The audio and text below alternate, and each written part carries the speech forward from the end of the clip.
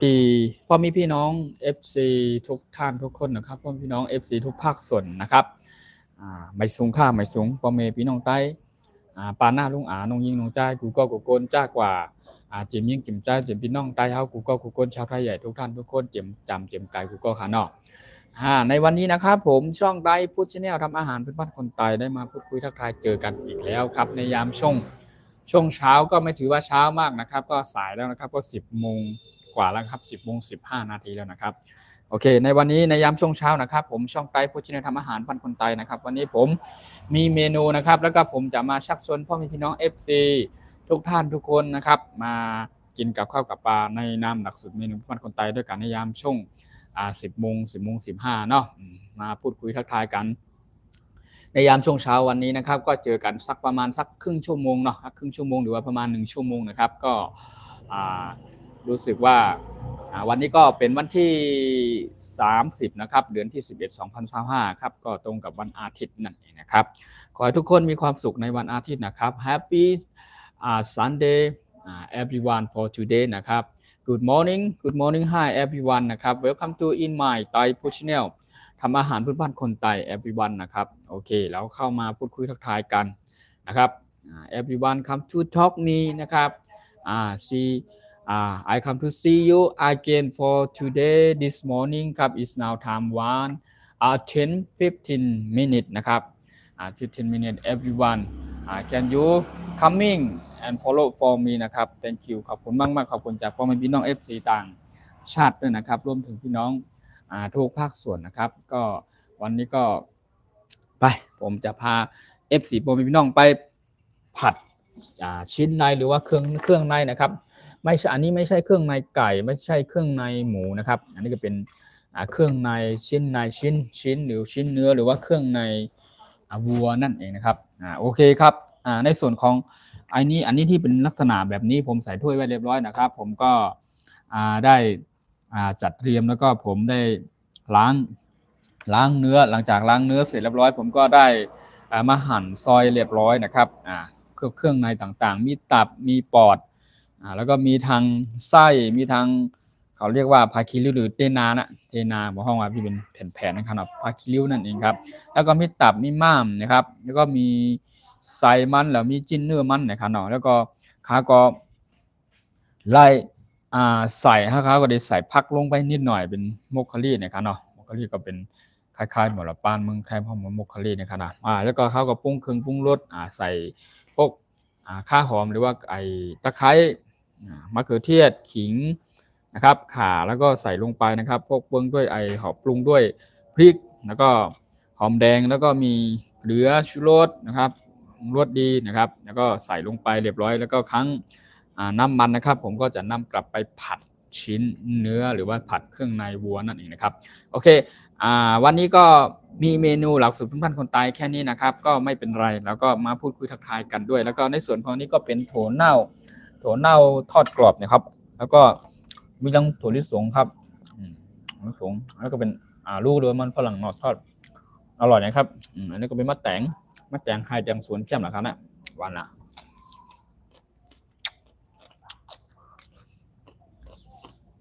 ไปจะไปเริ่มผัดชิ้นก่อนไปเริ่มผัดชิ้นก่อนครับพอพี่น้องก็ขนาดจะยืนรอสักครู่นะครับรอสักครู่บอมพี่น้อง FC ทุกท่านทุกคนเนาะก็มีเวลานิดหน่อยครับในยามช่วงเช้าวันนี้ก็เรามาพูดคุยทักทายกันหน่อยนะครับพูดคุยทักทายกันสักนิดนึงเนาะพูดคุยทักทายกันหน่อยโอเคผมจะเตรียมไปผัดนะครับผัดชิ้นเรียกว่าผัดชิ้นกันใส่น้ำมันลงไป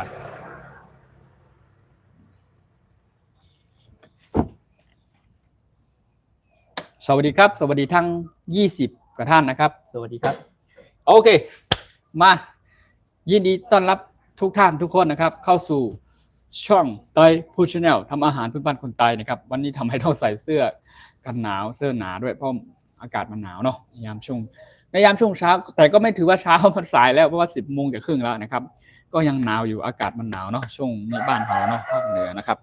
โอเค เราจะไปผัดอันนี้ก่อนใจเย็นๆเพื่อมีพี่น้อง FC ทุกท่านทุกคนนะครับวันนี้อันนี้นะครับนี่อันนี้ก็ผมเอาให้ดูใกล้ๆเลยอันนั้นเป็นเครื่องในวัวนะครับเนาะมีพวกปอดพวกตับพวกม้ามพวกไอไซมันนะครับเนาะเรียกเนื้อมันเต้นนาพาคิริวนะครับเนาะจริงๆเราจะ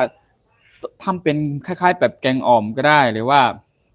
เขาเรียกว่าซ่าหรือว่าชิ้นอะไรสักอย่างเนี่ยลาบก็ได้นะครับแต่อันนี้เป็นหลักสูตรในการทำอาหารพื้นบ้านคนใต้ของพี่น้องคนใต้เฮาส์ชาวไทยใหญ่กับข้าวแบบเรียบง่ายบนป่าบนดอยนั่นนะครับแล้วก็เดี๋ยวจะมีอีกนะครับจะมีอีกว่าผมจะทำเนื้อจอนะครับเครื่องในจอเป็นเนื้อวัวหรือเนื้อควายนะครับเนาะเดี๋ยวเฮ็ดแบบจอคล้ายๆแกงอ่อมนะครับเนาะเป็นกับข้าวหลักสูตรเมนูพื้นบ้านคนใต้อร่อยเหมือนกันนะครับเดี๋ยวจะเอามาให้พ่อแม่พี่น้อง FC ทุกท่านทุกคนเดี๋ยวมาทำให้ดูกับสดๆร้อนๆผ่านทางช่องไลฟ์สดหรือว่าช่อง YouTube ของผมช่องไต้ฟู้ดชาแนลทำอาหารเพื่อบ้านคนไต้นี่อีกนะครับโอเคคอยรับชมและติดตามนะครับมาเข้ามาเป็นกำลังใจให้ผมนะครับทุกครั้งไม่ว่าจะเป็นเวลาในยามช่วงเช้าก็ดีช่วงบ่ายก็ดีช่วงเมื่อค่ำเมื่อคืนก็ดีนะครับกับข้าวมื้อดึกของพี่น้องคนบ้านคนไต้นะครับอย่างเช่นเมื่อวานผมมีเวลานะครับก็เป็นวันเสาร์เนาะ yesterday Saturday นะครับมีเวลาก็ไปพาพ่อแม่พี่น้อง FC ทุกท่านทุกคนผมก็ไปเดินป่าในยามช่วงเช้าก็ช่วงประมาณสักบ่ายโมงครึ่งนะครับผมก็หิวข้าวผมก็นั่งพักเที่ยงกินข้าวกินน้ำใต้ต้นไม้ลมเย็นนะครับในป่าในต้นไม้ฮกไม้ซางนะครับไม้ไผ่นะครับเรียกว่าก่อไม้ซางนั่นเองนะครับก็หิวข้าวกินข้าวกับบรรยากาศแบบในป่าเนาะมีความสุขดีครับร่มเย็นวิถีชีวิตแบบพื้นบ้านพี่น้องคนไทยชาวไทยใหญ่เฮาเนาะก็มีความสุขดีนะครับสวัสดีครับทักทายครับพ่อทำไมพ่อไม่เคยโอ้ยอยู่ประเทศไทยอันนั้นเป็นพี่น้องจาก FC จากพี่น้องลาวใช่ไหมคนลาวหรือเปล่าอยู่ประเทศไทย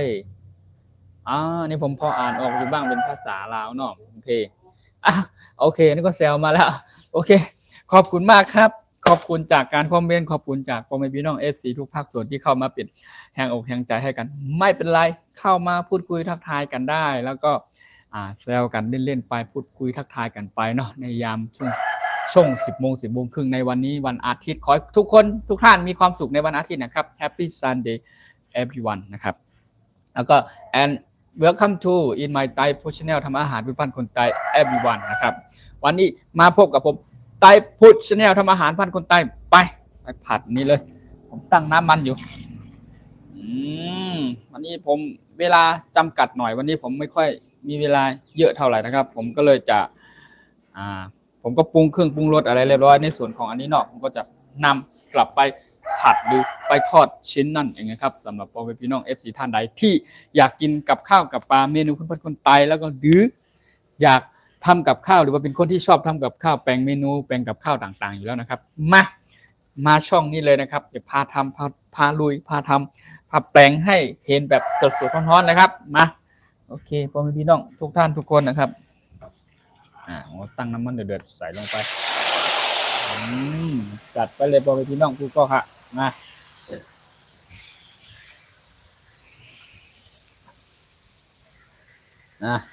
ผัด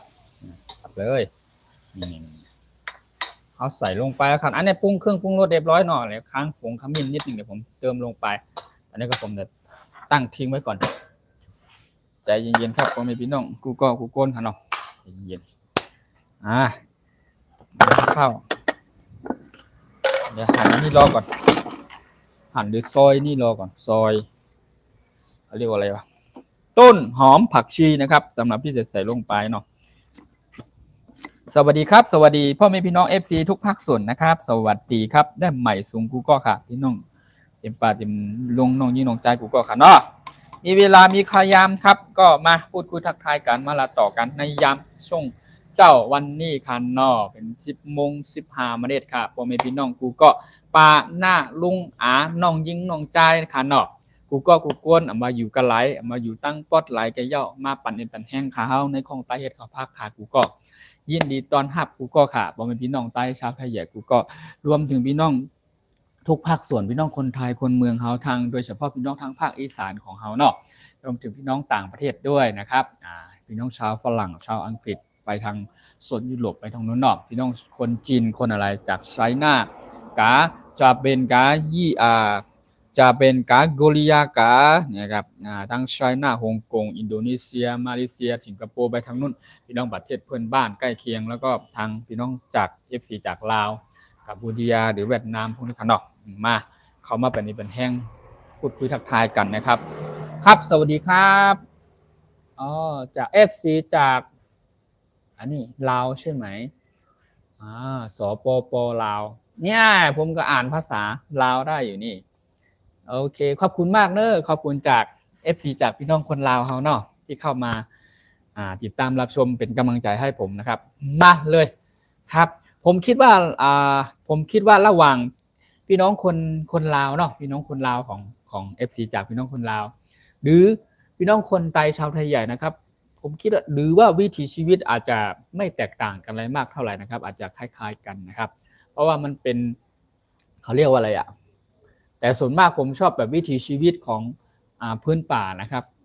แบบธรรมชาตินะครับเราไม่ต้องพิธีพิถันอะไรมากมายครับเราไม่เขาเรียกว่าอะไร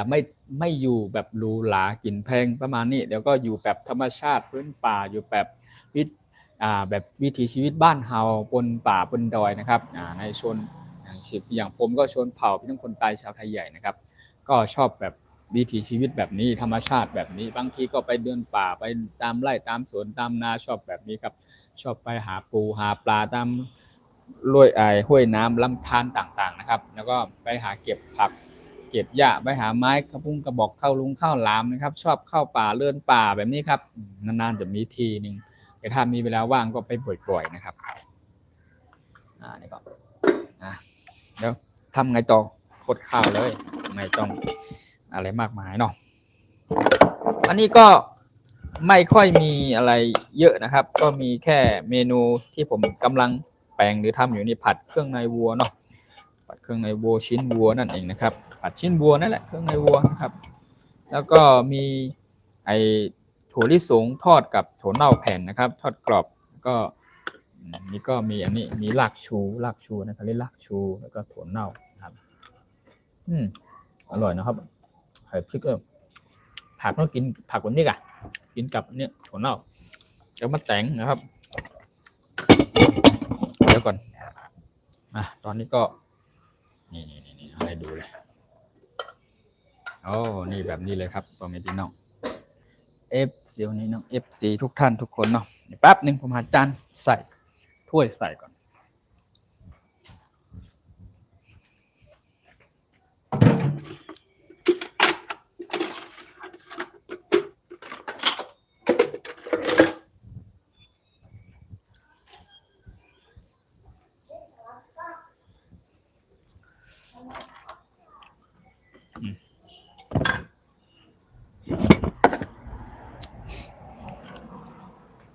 นะครับ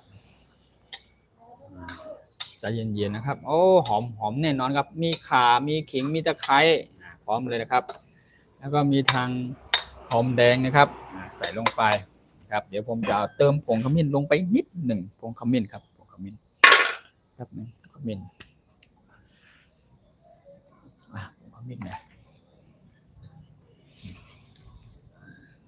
เติมผงขมิ้นลงไปหน่อยนะครับก็จากนั้นก็คนใช้เวลานิดหนึ่งเนาะประมาณสัก15 นาทีเนาะ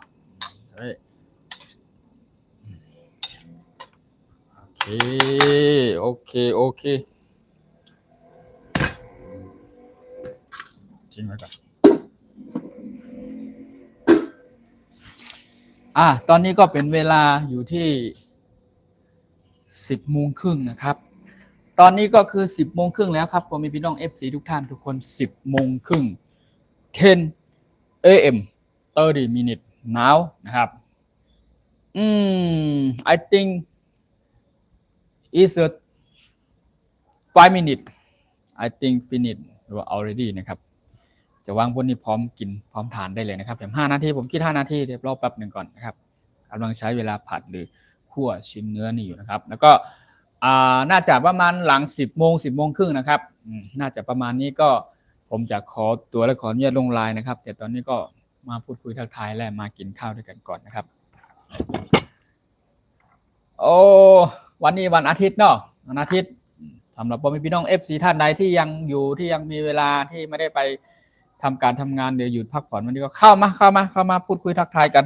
มาอุบโอกันมาลาต่อกันนะครับพ่อแม่พี่น้องไต้ชายเท่าใหญ่ชาวไทยใหญ่กูก็ชนชาติเผ่าหรือว่า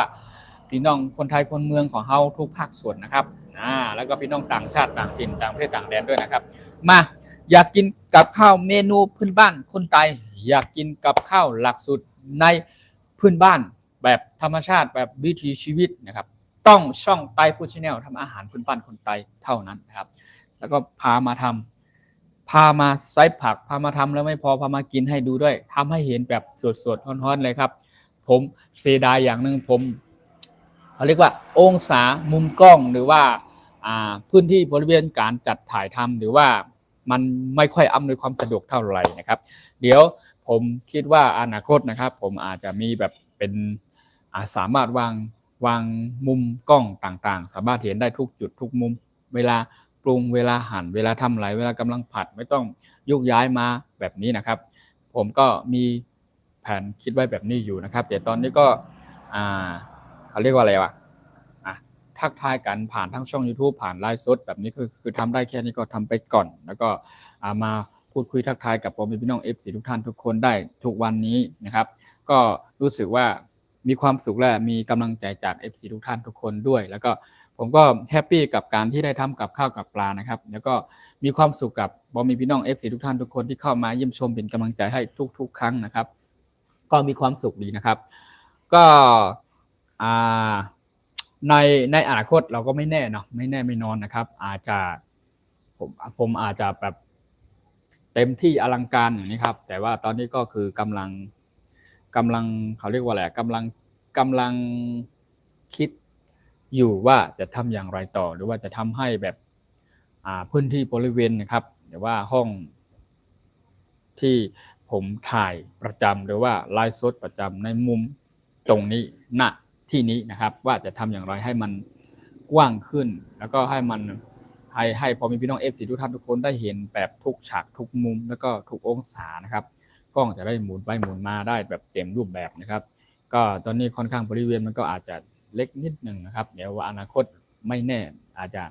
แบบกว้างกว่านี้แล้วก็สะดวกสบายมากกว่านี้เพราะผมชอบทำอาหารแปลงกับข้าวกับปลาอยู่แล้วนะครับก็ในส่วนของห้องครัวก็ดีนะครับห้องที่ถ่ายทำสตูดิโอก็ดีห้องอะไรก็แล้วแต่นะครับผมก็อยากจะทำให้มันแบบสะดวกหยิบจับสอยง่ายต่างๆนะครับแล้วก็อยากให้พ่อแม่พี่น้อง FC ทุกท่านทุกคนเข้ามาเป็นกำลังใจให้ผมเยอะๆนะครับมาเป็นกำลังใจให้ผมเยอะๆนะครับทุกท่านทุกคนนะครับแล้วก็ด้วยเฉพาะที่ผมทำคลิปหรืออัปโหลดลงวิดีโอลงไปก็ดีนะครับฝากเข้ามากดไลค์กดแชร์ให้ผมเป็นกำลังใจให้ผมนะครับเพื่อเป็นการทำคลิปทำช่องหรือมีแรงบันดาลใจพลังบวกในการทำคลิปทำช่องทำวิดีโอทำกับข้าวหลักสูตรเมนูพื้นบ้านต่างๆนะครับในเมนูพื้นบ้านหรือว่าเมนูดังเดิมของพี่น้องคนไทยชาวไทยใหญ่ของเฮานะครับจะได้มี FC จากทุกท่านทุกคนโดยเฉพาะพี่น้องต่างประเทศเนาะจะได้มารู้จักกันมากยิ่งขึ้นไปนั่นเองนะครับฝากทุกท่านทุกคนเป็นกำลังใจให้ผมด้วยนะครับเข้ามาแล้วฝากเป็นแห่งอกแห่งใจด้วยนะครับมาตอนนี้ก็ผัดกันอยู่นะครับใจเย็นๆครับใจเย็นครับตรงพี่น้องเดี๋ยวก็ได้เห็นแล้วเนาะใส่ผงขมิ้นลงไปนี่ผมจะไม่ใส่น้ำโอ้สุดยอดครับพี่น้องแฮม3 นาทีเนาะใจเย็นก่อน3 นาทีครับพี่น้อง3 นาทีนะครับใส่นี่ไปก่อน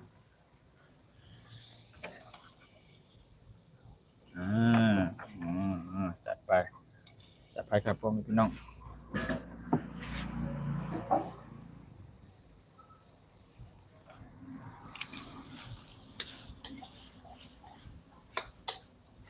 โอ้หอมเป็ดไปทางนี้เนี่ย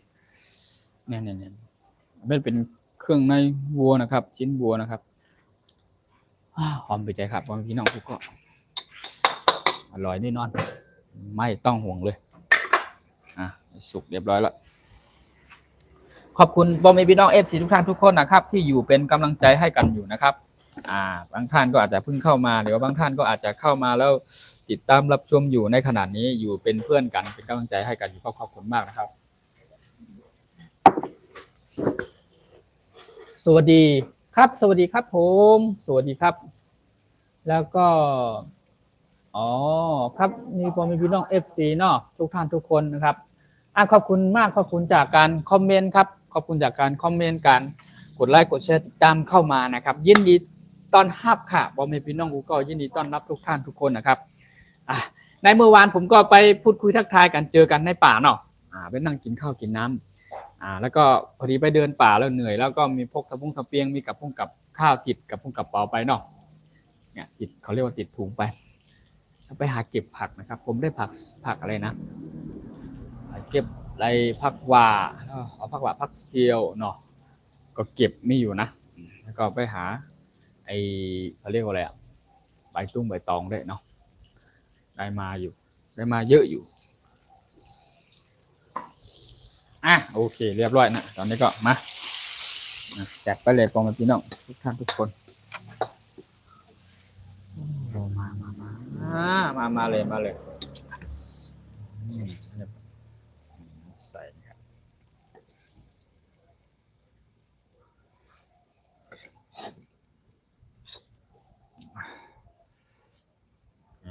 ผัดเครื่องในอันนี้เป็นผัดเครื่องในวัวค่ะพี่น้องกูก็ค่ะเนาะ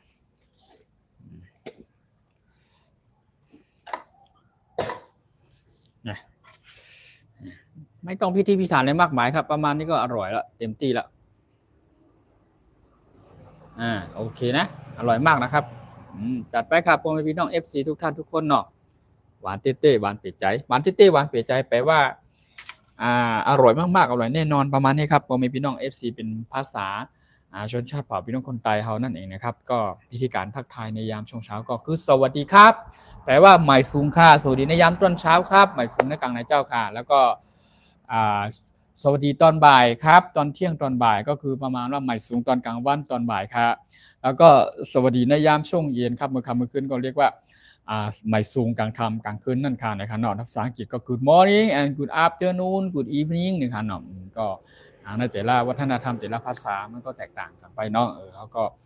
ผมก็พยายามพูดหรือสื่อสารเป็นภาษาไทยเนาะภาษาภาคกลางของเรานั่นเองนะครับโอเคขอบคุณมากขอบคุณจาก FC ทุกคนมาจัดไปเลยโอ้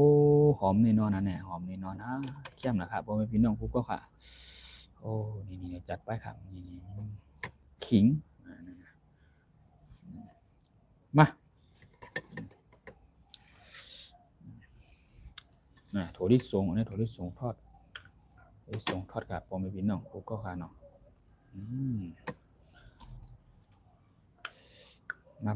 มากินกับข้าวกับปลาเมนูบ้านคนไทยก็ได้มาเลยจัดไปพี่น้อง FC กูก็มาอันนี้ก็กินผักนี่ก็กินกับอันนี้ผักนี่ก็กินกับอันนี้ครับพี่น้องครับกูก็ครับมาจัดไปค่ะเนาะจัดไป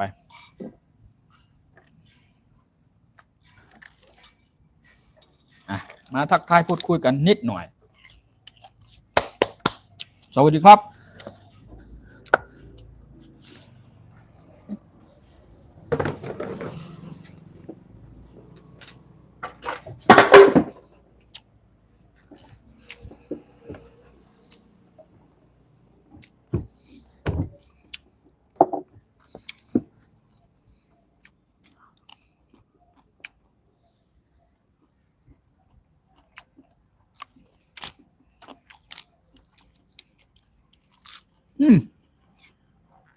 วันเดี๋ยวจะครับพี่น้อง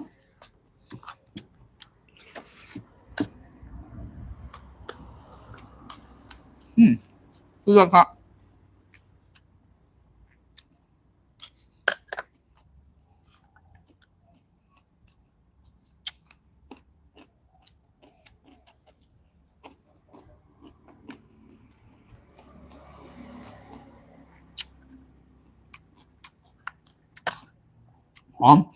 หอมแบบไหนหอมตะไคร้หอมข่าขิงนะครับเครื่องปรุงต่างๆเนาะผัดเครื่องในชิ้นในเครื่องในวัวนะ อืมอืมนั่นจะเป็นจับมันอ่ะ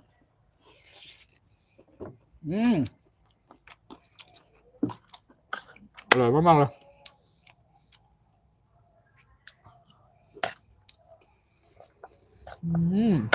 สุดยอดครับ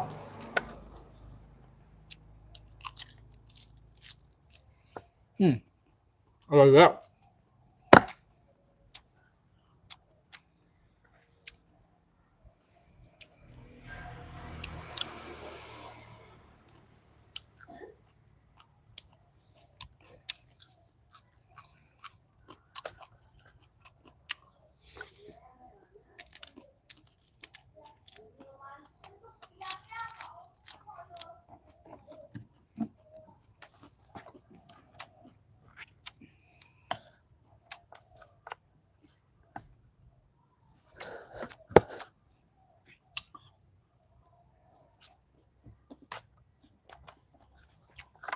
หิวข้าวหลัก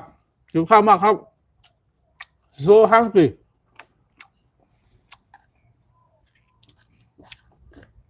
everyone so hungry ไหมหิวข้าวหรือยังหิวข้าวมากมั้งโอเค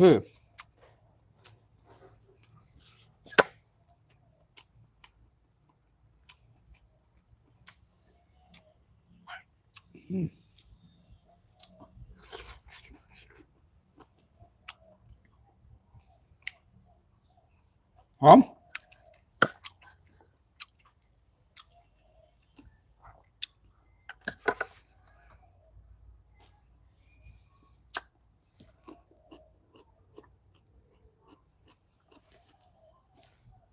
ถั่วเน่าแผ่นทอดกรอบแล้วแผ่นทอดกรอบผักโปรตีนเนาะนี่เป็นถั่วลิสงกับมันฝรั่ง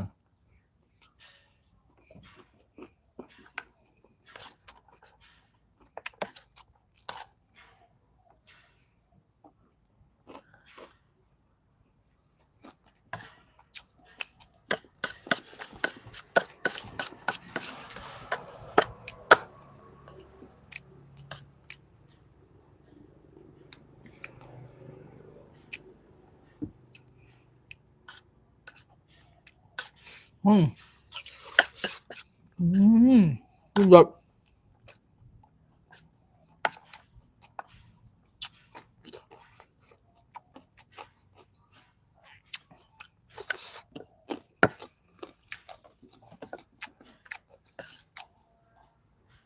เดี๋ยวโอกาสหรือว่า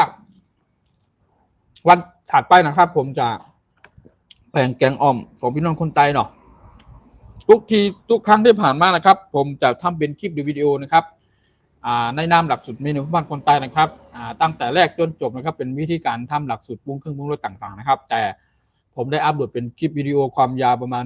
15หรือ20นาทีนะครับก็อัปโหลดลงไปไว้บนช่อง YouTube นะครับแต่ผมอยากจะไม่เพียงแต่ว่าทำเสร็จเรียบร้อยอย่างเดียวมานั่งกินให้พ่อแม่พี่น้อง FC ทุกท่านทุกคนได้รับชมกันไม่ใช่แบบนั้นผมอยากให้ FC พ่อแม่พี่น้องทุกภาคส่วนครับจากในช่องของผมทุกท่านทุกคนที่เป็น FC ของช่องไต้ฟู้ดชาแนลทำอาหารบ้านคนไต้หน่อยอยากให้ได้เข้ามารับชมให้เห็นปรุงปรุงรสทำอะไรบ้างผมจะมาอธิบายผ่านแบบเนี่ยไลฟ์สดผ่านแบบทางช่อง YouTube แบบนี้ครับอยากจะให้ FC ทุกท่านทุกคนได้มาเห็นมารับชมกันแบบนี้เห็นแบบสดๆร้อนๆแบบนี้เนาะเดี๋ยวผมวันถัดไปหรือว่าโอกาสต่อไปนะครับผมจะแกงอ่อมพี่น้องคนใต้หรือชาวไทยใหญ่หรือว่ากำไต้ห้องว่าเฮ็ดเนื้อจอนะครับเนาะเฮ็ดเครื่องในจอหรือเนื้อจอเนี่ยเนื้อควายจอเนื้อวัวจอเนื้อหมูจอเนี่ยมีเครื่องในมันขนมเขาก็ดีอาจจะเฮ็ดเนื้อวัวหรือเนื้อควายเนี่ยเขาก็ดีเตรียมวัตถุดิบหรือว่าต่างๆนะครับหรือว่าชิ้นเนื้อหรือว่าใส่อะไรบ้างปรุงอะไรบ้างนะครับในหลักสูตรเมนูบ้านคนใต้เฮาจอเนื้อต้องใส่อะไรบ้างว่ามันจะอร่อยเป็นหลักสูตรครบรสแบบไหนออกมาแล้วรสชาติหน้าตาเป็นอย่างไรนั่นเองนะครับก็ผมจะมาทำให้ FC พี่น้องทุกคนได้เห็นได้รับชมกันนะครับโอกาสถัดไปเนาะอาจจะเป็นวันนี้วันพุธวันฮื้ออะไรว่าไป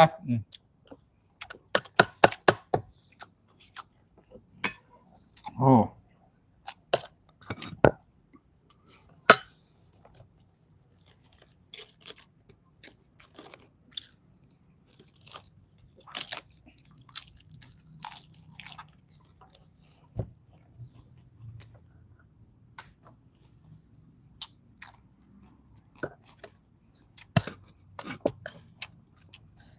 อันนี้ตับมัน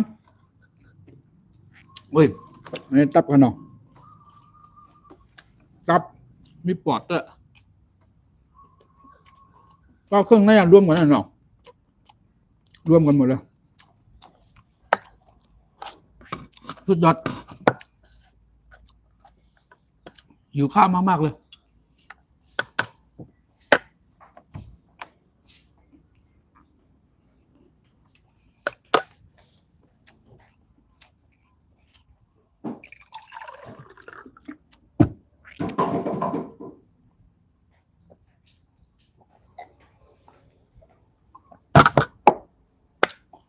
ขอบคุณทุกท่านทุกคนนะครับขอบคุณจากพ่อแม่พี่น้อง FC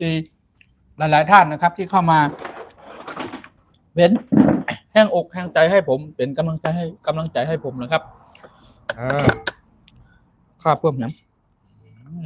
2 จานให้มันรู้ไปเลยกับข้าวเมนูอร่อยแบบนี้ครับไม่คือไม่เราไม่ต้องแปลงเยอะนะครับแปลงให้พอประมาณนะครับไปให้พอประมาณแล้วก็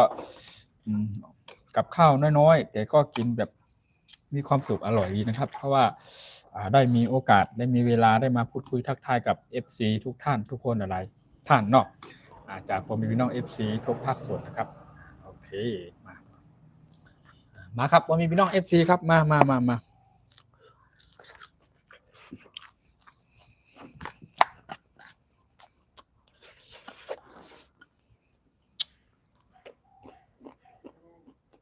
วันนี้วันอาทิตย์เนาะอาทิตย์หยุดการหยุดงานกันอยู่ก็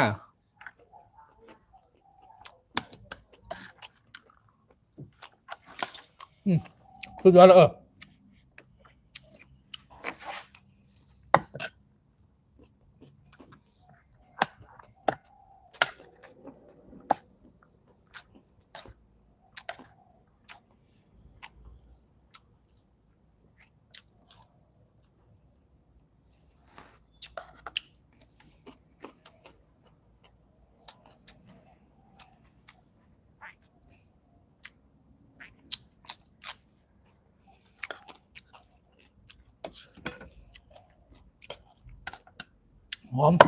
หอมกิ่งหอมตะไคร้ข่าเนาะ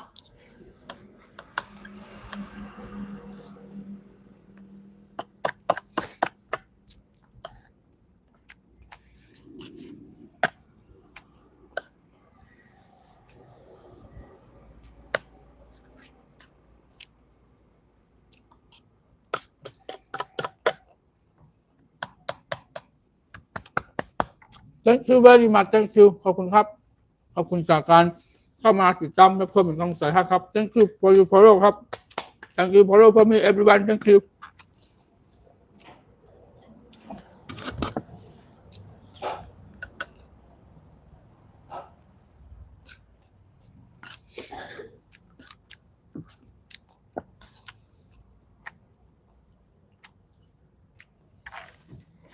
มากินด้วยกัน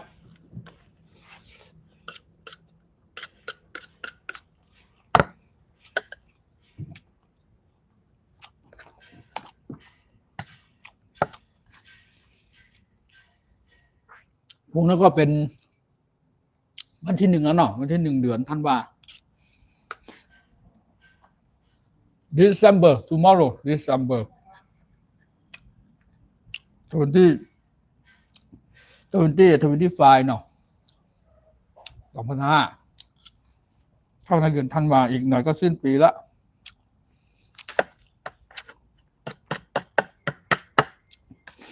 12นะครับเนาะ12พี่น้องคนตายเขา12เดือนเจียงเดือนกำนะครับเนาะข้าวกัดแปลว่าหน้าหนาวครับน้องคนตายห้องข้าวกัดหรือข้าวกัดนะครับเนาะเดือนเจียงเดือนกำนะครับเนาะน้องคนไทยคนเมืองบนห้องมาเดือนฤดูหนาวเนาะฤดูหนาว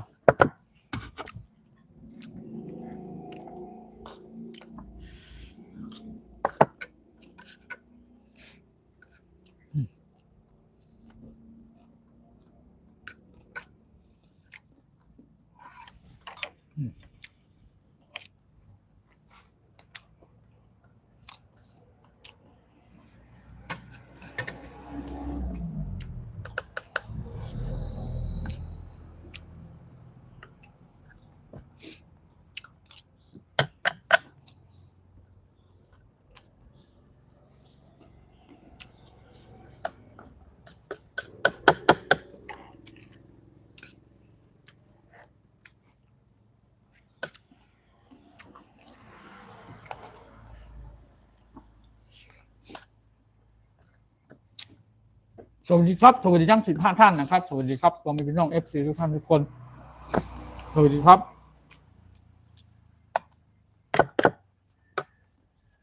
กินข้าวหมู2 จานรู้เรื่องนะ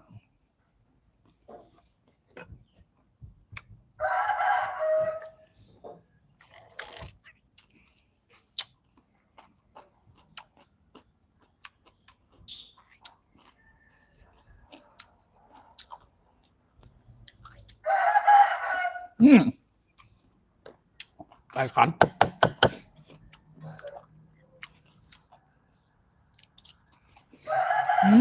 ไก่ขันเลยจัดไป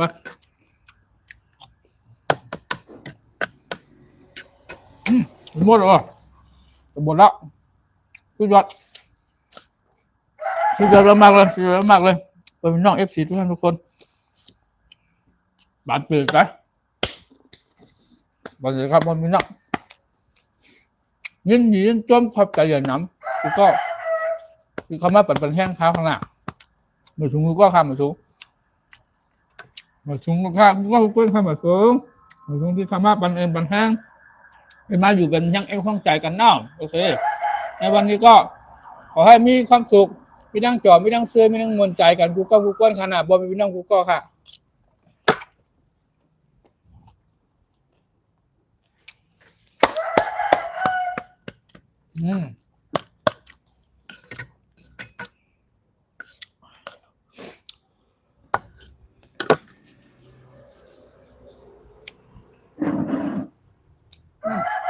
ตอนนี้ก็จะ11 โมงแล้วเนาะจะ11 โมงแล้วหน้าประมาณสัก11 โมงนะครับผมจะขออนุญาตขอตัวลงไลน์ก่อนนะครับเลยติดธุระไปข้างนอกนิดหน่อย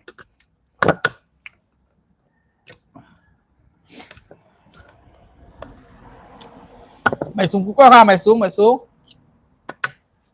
วัสดีครับสวัสดีทุกท่านทุกคน FC พ่อแม่พี่น้องทุกภาคส่วนนะครับสวัสดีครับ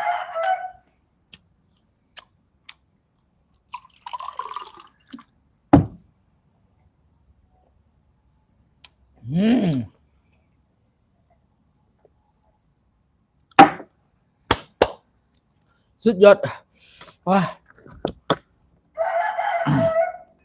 โหเน่าตายถั่วลิ้นโคกรอบและถั่วลิสงเอง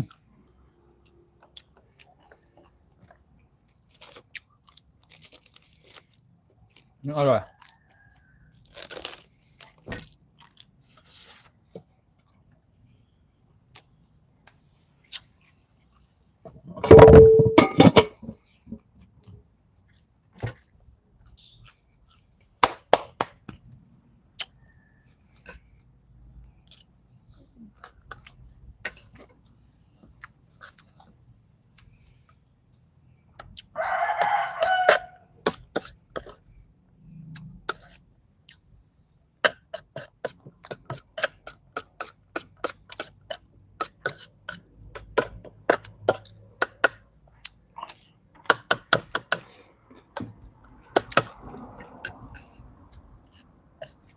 มา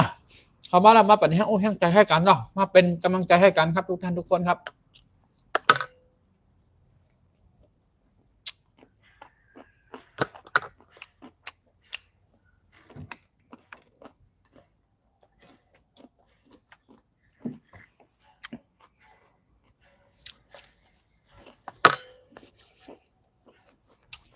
ไปสูงกูก็ค่ะสวัสดีครับสวัสดีทุกท่านทุกคนนะครับสวัสดีครับ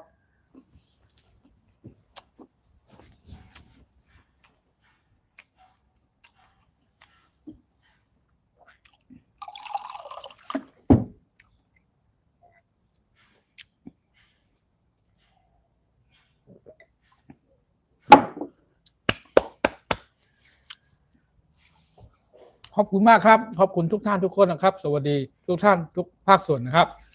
พี่น้อง FC จากที่จำที่ไกลเนาะไม่ว่าอยู่โซนไหนแห่งไหนนะครับรวมถึงพี่น้องต่างประเทศต่างถิ่นต่างแดนด้วยนะครับที่เข้ามาเป็นเยี่ยมชมเป็นกำลังใจให้ผมทุกๆครั้งนะครับไม่ว่าจะเป็นในช่วงเวลาในยามช่วงเช้าช่วงบ่ายช่วงเที่ยงเมื่อค่ำเมื่อคืนก็ดีนะครับ ก็ทุกๆครั้งนะครับมี FC จากพ่อแม่พี่น้องนะครับทุกท่านทุกคนที่มาเป็นกำลังใจให้นะครับขอบคุณมากขอบคุณมากๆนะครับ ขอบคุณทุกท่านทุกคนที่เข้ามาเป็นแห่งอกแห่งใจครับติดตามรับชมให้นะครับ thank you very much thank you for everyone thank you so much thank you my FC นะครับ thank you for your follow นะครับ thank you and for your comment นะครับขอบคุณมากๆครับขอบคุณจากการคอมเมนต์ขอบคุณจากการกดไลค์กดแชร์ขอบคุณมากที่เข้ามาเป็นแห่งอกแห่งใจทุกครั้งในการทำคลิปทำช่อง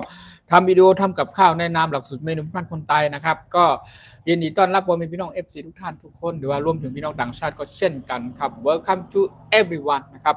In my Thai food channel ทำอาหารบ้านคนไทย every some Thai นะครับ every some Thai in morning and afternoon either in the evening นะครับส่วนมากนะครับส่วนมากมาในยามเมื่อค่ำเมื่อคืนนอกจากเป็นช่วง5 ทุ่มครึ่งหรือว่าเที่ยงคืนนะครับเป็นกับข้าวเมนูหลักสูตรพื้นบ้านคนไทยในยามค่ำคืนมื้อดึกนั่นเองนะครับส่วนมากผมมีพี่น้อง FC ต่างชาติต่างประเทศนะครับเพิ่นชอบมาในช่วงเวลานี้เพราะว่าช่วงของเฮาบ้านเฮานี่มันเป็นเมื่อค่ำเมื่อคืนเนาะเที่ยงคืนตี 1บ้านเขาจะเป็นช่วงเวลากลางวันนะครับโอเคสำหรับผมมีพี่น้อง FC ต่างชาตินะครับก็เข้ามาเป็นแห่งอกแห่งใจเป็นกำลังใจให้กันนะครับเขาเรียกว่าอะไรมาบ่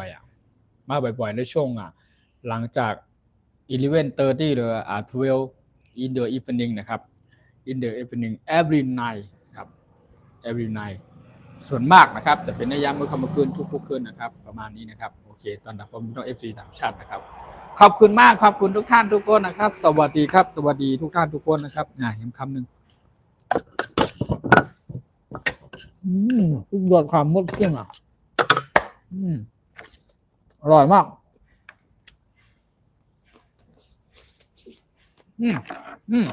ขอบคุณมากขอบคุณครับ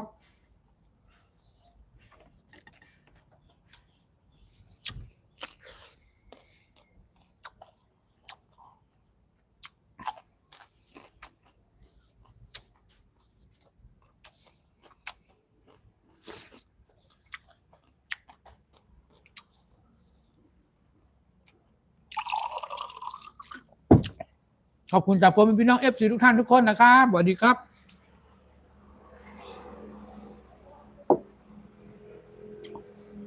ห้องว่าก็ทำตายหนอมีเวลาขยำอิดอ่อนปอตอนหนึ่งนะครับก่อใจถึงพ่อแม่พี่น้อง FC ทุกท่านทุกคนนะครับที่ชาวพี่น้องคนใต้ชาวไทยใหญ่ครับกูก็ครับเนาะที่เขามาเป็นแห่งโอ้แห่งใจเป็นกำลังใจให้ในช่องใต้เฮ็ดข้าวผักของช่องใต้หรือว่าทำอาหารบ้านคนใต้ของเฮาเนี่ยครับก็เป็นในฐานะที่เป็นพี่น้องคนใต้ชาวไทยใหญ่หนึ่งก็นะครับเนาะเฮ็ดเป็นช่องเป็นคำเป็นคลิปเป็นวิดีโอคือมาเป็นช่องใต้เฮ็ดข้าวผักหรือทำอาหารบ้านคนใต้ของเฮาเนี่ยครับเนาะรักษาพิงเงพิงตุ้งรักษาความเป็นมาของพี่น้องคนใต้เอกลักษณ์ความเป็นใต้แลรักษาช่วงอันวัฒนธรรมเรื่องของเฮาในการเนาะแล้วก็เป็นเมนูดังเดิมของเฮาในการเนาะแล้วก็อีกเลยลองหนังคือปอเมพี่น้องต่างชาติต่างถิ่นต่างประเทศนะครับพี่น้องชาวฝรั่งชาวอังกฤษที่เป็นพี่น้องต่างวันต่างเมืองในการเนาะได้กำพาโลกใบในการในเบิ่นแต่ละฮู้จักเขาภาคใต้เฮาใหญ่น้ำขึ้นใหญ่ไม่สูงกว่ามื้อหน้าในการเนาะข้ามแต่ว่าเฮ็ดยาวๆเรียบร้อยกูเจ้กูเมียวขามาวางบนโต๊ะปุ๊บเท้ากับป้าปอมีพี่น้อง FC มาไลฟ์สดแล้วก็กินจ้ำกันแบบนี้ใจจริงนะครับข่าวใครให้ปอมีพี่น้อง FC ต่างประเทศต่างถิ่นต่างแดนทุกท่านทุกคนที่เข้ามาเป็น FC ของเขาในช่องใต้เฮ็ดข่าวภาคในเขาก็ใครเขาฮู้ใครเขาหารใครเขาอะไรต้วยใครเขาอะไรกินในขนมว่าเป็นกับข้าวเมนูพื้นบ้านคนใต้ของเขาภาคใต้นั้นเป็นจึงหือมาดีออกมาจึงหือได้ปรุงจึงหือตามด้วยเครื่องอีหยังพองเตรียมวัตถุดิบอีหยังพองในขนมเขาก็เฮ็ดจริงนะเฮ็ดเขาก็แต่ว่าเขาก็พยายามสื่อสารเป็นภาษาไทยขนมภาษาไทยส่วนมาก FC ก็จะมีเป็น FC ก็จะเป็นพี่น้องคนไทยชาวไทยของเฮาเนาะแล้วก็พี่น้องชาวต่างประเทศต่างถิ่นต่างแดนก็คือเพิ่นก็ต้องสื่อสารในพูดเป็นภาษาอังกฤษนะครับอธิบายในคำอธิบายต่างๆนะครับแต่ว่าเราก็โดยในความมันไม่ใช่ภาษาของเราเนาะเราก็ไม่สามารถอธิบายได้เยอะขนาดนั้นนะครับทุกรายละเอียดนะครับในส่วนของพี่น้องคนใต้ชาวไทยใหญ่เขาก็เป็นคนใต้ก็คำอธิบายพูดคำใต้เฮาบ่มีน้อง FC ทุกท่านทุกคนจากพี่น้องคนใต้โดยเฉพาะคนชาวไทยใหญ่เฮาเนาะเพิ่นก็ฮู้อยู่ทำเป็นอยู่กินกันเป็นอยู่เขาภาคใต้เฮานะครับเนาะบางตื้อบางเมียวก็อธิบายเพิ่นก็เข้าใจเพิ่นก็ฮู้อยู่แล้วแต่ว่าเพียงแต่ว่าในความเป็นขาเฮามีความคิดวนถึงว่าหนังคือเขาภาคใต้เท่านั้นที่เป็นที่เบิ่นฮู้จักนำนั่นนะครับก็วนจริงไหนก็เป็นช่อง ทำอาหารพื้นบ้านคนใต้นะครับเนาะไต้พูดชาแนลนะครับภาษาอังกฤษนะครับตามภาษาไทยก็ทำอาหารพื้นบ้านคนใต้นะครับเนาะแล้วก็มีลิกใต้ค่ะเฮ็ดข้าวภาคใต้นะครับเนาะโอเคก็เป็นช่องทำอาหารพื้นบ้านคนใต้ก็ได้เนาะการเสิร์ชการค้นหานะครับก็เจอกับข้าวหลักสูตรเป็นบ้านคนใต้นะครับตั้งแต่วิธีการสอนวิธีการทำหลักสูตรต่างๆนะครับว่ามีอะไรบ้างเมนูอะไรบ้างนะครับก็เยอะแยะมากมายนะครับเป็น500กว่าวิดีโอนะครับมีทางวิดีโอสั้นวิดีโอยาวมีทางผ่าน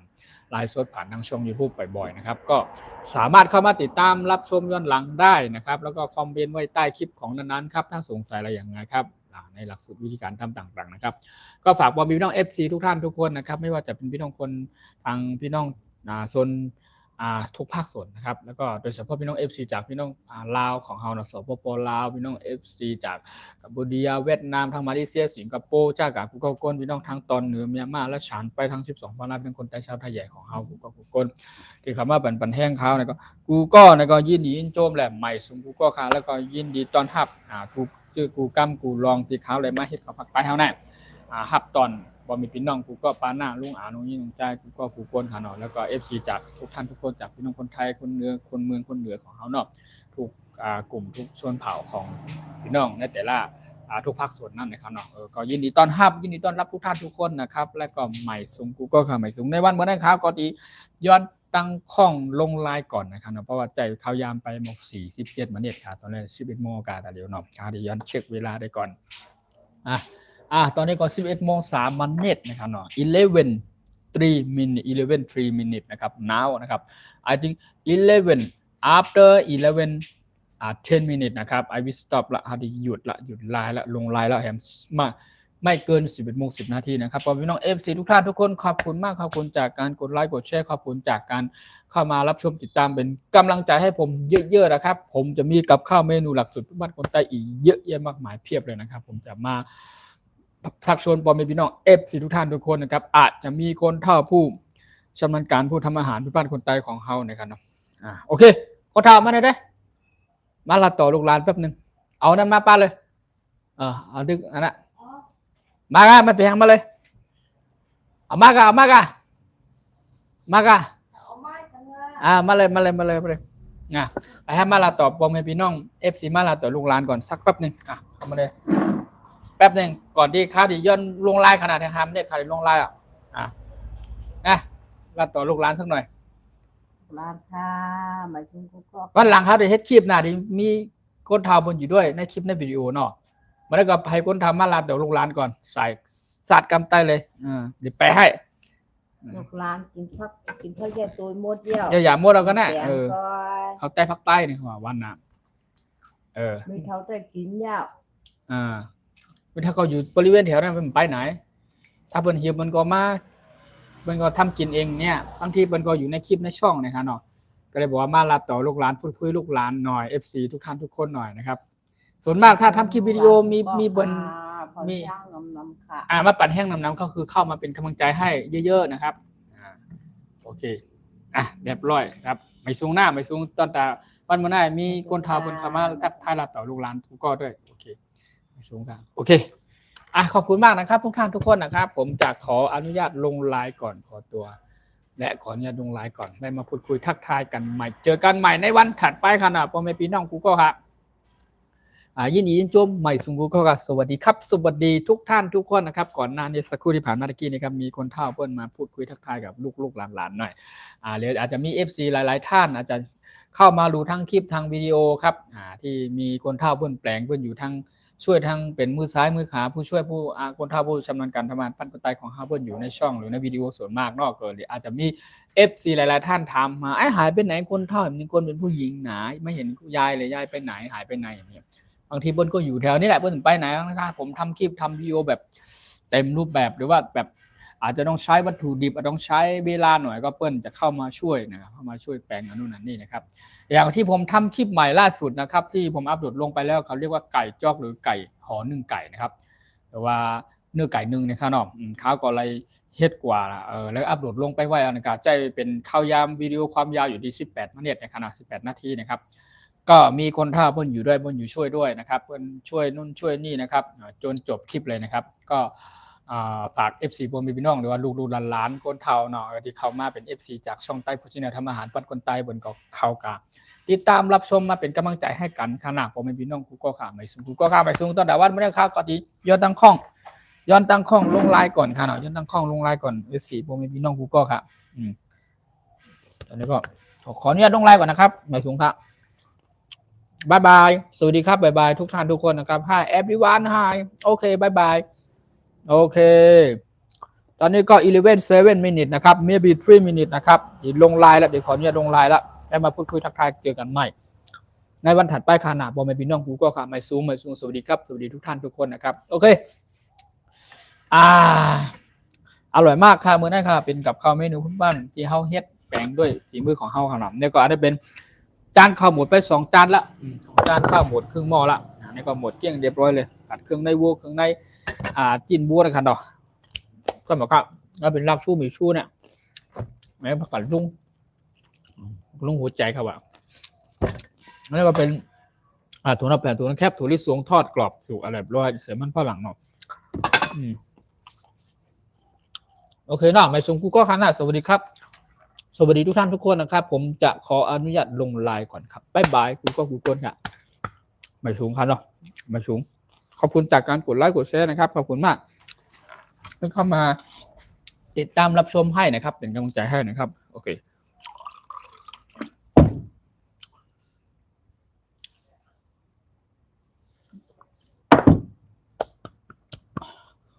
โอเคบายบายครับกูก็บายบายครับบายบาย everyone บายบาย thank you so much thank you I come to see you again my FC everyone ไปมาพูดคุยทักทายกันใหม่เจอกันใหม่อีกครั้งนึงนะครับเพื่อนๆทุกท่านทุกคนนะครับสวัสดีครับแล้วพอมีพี่น้องใต้ครับกูก็ชาวไทยกูก็ขานอไว้มาพบเจอกันพบกันใหม่แทงขานอ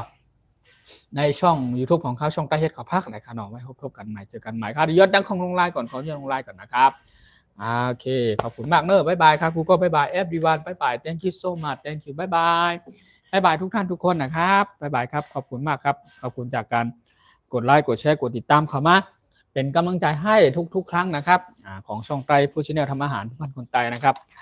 ผมก็มีกำลังใจ